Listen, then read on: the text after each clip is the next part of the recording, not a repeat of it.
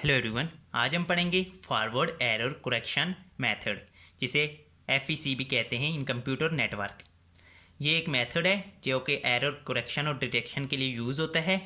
इसमें आपको रीसेंड नहीं करना पड़ता डेटा दोबारा से, वहीं पे अगर कोई एरर आ जाती है तो वो रिसीवर एंड पे उसे डिटेक्ट करके उसे करेक्ट कर दिया जाता है। इसमें हमारे पास एक ये टेबल होता है जो कि यहाँ पे इनकोडेड बिट होती हैं 2 बिट की, जिनका 2 बिट साइज़ होता है, और इनका जो है कोड वर्ड होता है, करस्पॉन्डिंग कोड वर्ड जो होता है वो 5 बिट का ये होता है। ये जो टेबल है ये रिसीवर के पास भी होता है और सेंडर के पास भी होता है। सेंडर इसके मुताबिक जो है वो बिट सेंड करता है, और रिसीवर जब रिसीव हो जाती हैं तो वो इस टेबल के मुताबिक चेक करता है कि क्या डेटा हमारे पास करेक्ट रिसीव हुआ है या नहीं। अब हमारे पास ये मैसेज एक है, ये हम सेंड कर रहे हैं, सेंडर की तरफ से ये एक मैसेज सेंड किया जा रहा है। ये टेबल जो है आपने याद कर लेना है कि ये रिसीवर और सेंडर दोनों के पास होता है। तो अब ये हम मैसेज जो है वो सेंड कर रहे हैं, ये हमारे पास एक मैसेज है। तो सिंपली पहले हम इसे एक जो है ये 2 बिट में डिवाइड कर लेते हैं ताकि हम इजीली समझ सकें। अब हम 2 बिट में इसे कर लेते हैं 0 1, ये 0 0 0 1 1 1 1 1 1 0 0 0 और 1 0। इस तरह हमने बना ली है। अब हम इन सब की ये जो हमारे पास बिट्स दी हुई हैं 2 इनका ये जो ये इसमें यहाँ पे मैचिंग करके इनके ये जो कोड वर्ड हैं ये लिखेंगे। अब यहाँ पे इसके ये जो है इसके करस्पॉन्डिंग इसका कोड वर्ड हम लिखेंगे जो 5 बिट का है। तो यहाँ पे 0 1, यहाँ पे हमारे पास ये 0 और ये 1 दिया हुआ है, तो इसका ये जो कोड है कोड वर्ड है ये लिखेंगे। 0 1 का कोड वर्ड है 1 1 1 0 0, ये इसका है। अब इसके आगे 0 0 का हमारे पास कोड वर्ड दिया हुआ है, ये 0 0 0 0 0 5 0। अब हमारे पास आता है 0 1 का ये हमारे पास दिया हुआ है, तो ये हमारे पास है 0 1 का 1 1 1 0 0 कोड वर्ड। अब हमारे पास 1 1, ये 1 1 का हमारे पास कोड वर्ड दिया हुआ है, इसका ये है 0 1 1 1 1, और इसका भी यही है 0 1 1 1 1। अब हमारे पास 1 0 है, 1 0 यहाँ पे ये है, तो इसका कोड वर्ड है 1 0 0 1 1। ये हमारे पास 0 0 है, 0 0 का हमारे पास कोड वर्ड ये दिया हुआ है 0 0 0 0, और इसका ये जो है 1 0 का ये है 1 0 0 1 1। तो ये हमने इन सब का जो है ये इनकोडेड बिट जो थी हमारे पास, जो मैसेज था इसका हमने कोड वर्ड लिख दिया है यहाँ पे। अब हम क्या करते हैं, ये जो है ये सेंडर सेंड करेगा, ये हमारा सेंडर ये वाला मैसेज इस फॉर्म में सेंड करेगा। अब हम इसमें कुछ चेंजिंग कर देते हैं और फिर वो हम एरर डिटेक्ट करेंगे और उन्हें करेक्ट भी करेंगे। अब इस डेटा में कुछ चेंजिंग कर लेते हैं। फर्स्ट वाला हम ऐसे लिख लेते हैं 1 1 0 0। अब इसमें हम कुछ चेंजिंग करेंगे, ये जो कर्व वाली एरर है ये शो करने के लिए मैं यूज़ कर रहा हूँ ताकि ये जो डेटा है ये इनकरेक्ट है। तो इसमें हम चेंज कर लेते हैं, एक बिट को चेंज कर लेते हैं। यहाँ 0 0 0 था तो हम 1 0 0 0 0 हमने ये चेंज कर लिया। अब ये वाला जो डेटा है इसको भी हम चेंज कर लेते हैं। ये कर्व वाली एरर मैं इसलिए शो कर रहा हूँ कि ये चेंज है डेटा, तो इसमें भी हम एक बिट चेंज कर लेते हैं। तो यहाँ पे हमारे पास था 1 1 1 0 0, तो हम 1 1 1 1 एक और 1 कर देते हैं, और 0 हमने एक बिट ये वाली भी चेंज कर दी इसमें से भी। अब ये वाला हमारे पास आ गया, इसको हम ऐसे ही लिख लेते हैं 0 1 1 1 1। अब हम इसमें भी चेंजिंग कर लेते हैं 0 1 0 1 0, हमने ये इसमें भी बिट्स चेंज कर दी हैं। अब जो हमारे पास नेक्स्ट है इसको हम ऐसे ही उतार लेते हैं, इसको छोड़ देते हैं। आप अपनी मर्ज़ी के मुताबिक जो भी एरर होंगी ना, ये हम अपनी मर्ज़ी के मुताबिक एरर सेट कर रहे हैं कि ये वाली डिट्स हम चेंज कर देते हैं, फिर हम इसे डिटेक्ट करेंगे और करेक्ट करेंगे। उसके बाद हमारे पास ये है ताकि इसमें सारे केसेस क्लियर हो जाएं, इस वजह से मैं ज़्यादा एरर ले रहा हूँ 1 2 3 4। तो इसमें हम 1 0 0 1 1 कर देते हैं, और ये जो फाइनल वाली है इसको हम ऐसे ही छोड़ देते हैं 1 0 0 1 1। अब हमारे पास कौन सी कहाँ हमने बिट्स चेंज किए, ये जो जितने कर्व वाले एरर हैं ये एरो हैं इसमें चेंजिंग किया है 1 2 3 4, इनमें हमने चेंजिंग कर दी है बिट्स में। अब हम इनको पहले डिटेक्ट करेंगे, फिर इनको साथ ही करेक्ट भी कर देंगे। अब ये वाला जो ये हमारे पास जो कोड है, इसको हमने यहाँ पे ढूंढना है जाके कोड वर्ड में, क्या ये मैचिंग करता है किसी के साथ। तो ये वाला हम ढूंढते हैं, तो ये देखें ये इसके साथ मैच कर रहा है। तो इसका ये इनकोडेड बिट क्या है, इसका कोड क्या है 01। तो ये हमारे पास 01 आ गए। अब हम इस पे चले जाते हैं। अब हम ये चेक करते हैं कि क्या ये किसी के साथ मैच करता है। अब यहाँ पे हम ढूंढेंगे, लेकिन ये देखें किसी के साथ मैच नहीं कर रहा, यानी इसमें एरर है। तो अब हमने क्या करना है, ये मैच नहीं कर रहा, तो इसका मतलब है इसमें एरर है। तो इसमें हमें यूज़ करना पड़ेगा हेमिंग डिस्टेंस, ये हम यूज़ करेंगे। अब हेमिंग डिस्टेंस में क्या करेंगे, हम एक्सॉर ऑपरेशन यूज़ करेंगे। एक्सॉर ऑपरेशन यूज़ करेंगे। एक्सॉर क्या होता है, एक्सॉर में जो है सेम बिट, इसमें मैं लिख देता हूँ साथ, सेम जो होती हैं वो 0 होती हैं और डिफरेंट जो होती हैं बिट्स वो 1 होती हैं। एक्सॉर में हम ये करते हैं। अब ये जो कोड है, इस सब का इनके सारों के साथ 1 बाय 1 हम एक्सॉर ऑपरेशन करेंगे और फिर हम उसका हेमिंग डिस्टेंस निकालेंगे। अब सबसे पहले हम ये वाला लिख लेते हैं 1 0 0 0 0। इसके साथ एक्सॉर ऑपरेशन करेंगे 0 0 0 0 0 0, सेम पे 0 0 0 और यहाँ पे डिफरेंट है 1। तो इसमें डिस्टेंस कितना आ गया, हेमिंग डिस्टेंस, इसमें नंबर ऑफ़ 1 आप काउंट करेंगे कितने, एक नंबर ऑफ़ 1 है, तो यहाँ पे हेमिंग डिस्टेंस 1 आ गया। अब इसका एक्सॉर ऑपरेशन इसके साथ करेंगे। पहले हम यही वाला लिख लेते हैं 1 0 0 0 0 और 0, सॉरी ये वाला अब लिखना है। तो यहाँ पे 1 1 1 0 0। अब इसके साथ एक्सॉर ऑपरेशन करेंगे 0 0 1 1 0। तो यहाँ पे हेमिंग डिस्टेंस कितना है, 2 आ गया है।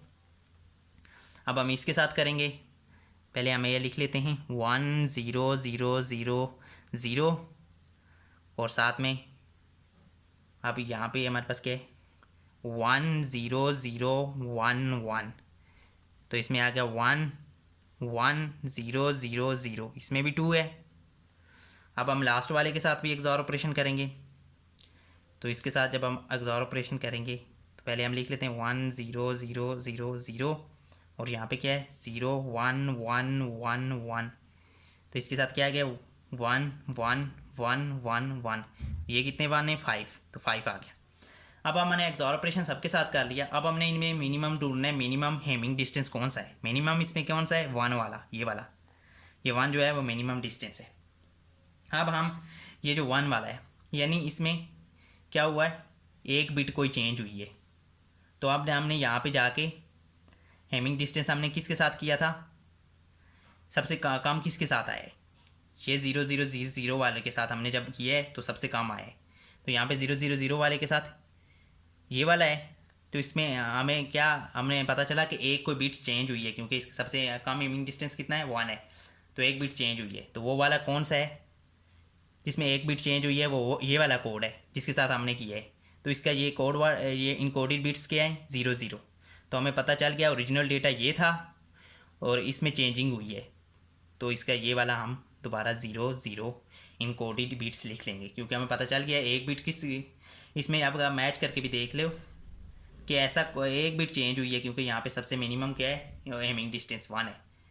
तो एक बिट्स इसकी अगर हम इसकी जो है एक बिट चेंज हुई है, जिसकी वजह से ये चेंज हुआ है। देखिए यहाँ पे हमने एक बिट इसकी चेंज हुई है, तब हमें पता चल गया है कि हमने जब इसके साथ ऑपरेशन किया एक्सॉर तो सबसे कम हेमिंग डिस्टेंस आया है, तो इसमें चेंजिंग आई है। तो ये इसका हम इनकोडेड बिट्स लिख देंगे, ये लिख लिए। अब हम थर्ड पे चलते हैं। अब थर्ड पे यहाँ पे हमने ये जाके ढूंढ रहे हैं, यहाँ पे क्या है, इस तरह का कोई है जिसमें 4 1 और 1 0 नहीं है। तो हमें पता चल गया ये भी एरर है, यहाँ पे भी एरर है। अब हम इस एरर को भी हमें डिटेक्ट करना पड़ेगा। तो वो क्या, हम हेमिंग कोड की मदद से इसके साथ भी ऑपरेशन करेंगे, हेमिंग कोड इसका निकालेंगे। अब यहाँ पे भी हमें पता चल गया है कि ये वाला जो डेटा है ये यहाँ पे नहीं है, इसका मतलब है ये भी इनकरेक्ट है। तो इसका भी हम हेमिंग डिस्टेंस फाइंड करेंगे। तो हम यहाँ पे ये फाइंड कर लेते हैं, डी से हम डिनोट करते हैं हेमिंग डिस्टेंस को।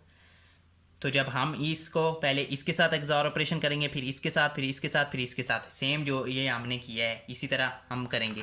تو اس کا میں نے آلریڈی نکال لیا ہے 4 1 3 2.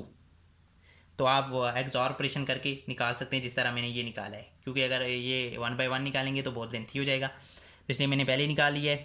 تو اس کا یہ ڈسٹینس ہے. اب اس میں سے منیمم ڈسٹینس کون سا ہے؟ ہیمنگ ڈسٹینس یہ ہے، یہ 1. تو یہ کس کے سامنے ہے؟ اس والے کا نکلا ہے.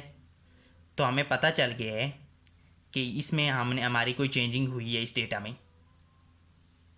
میں چینجنگ ہوئی ہے، اور اس کا کوڈ ورڈ کیا ہے.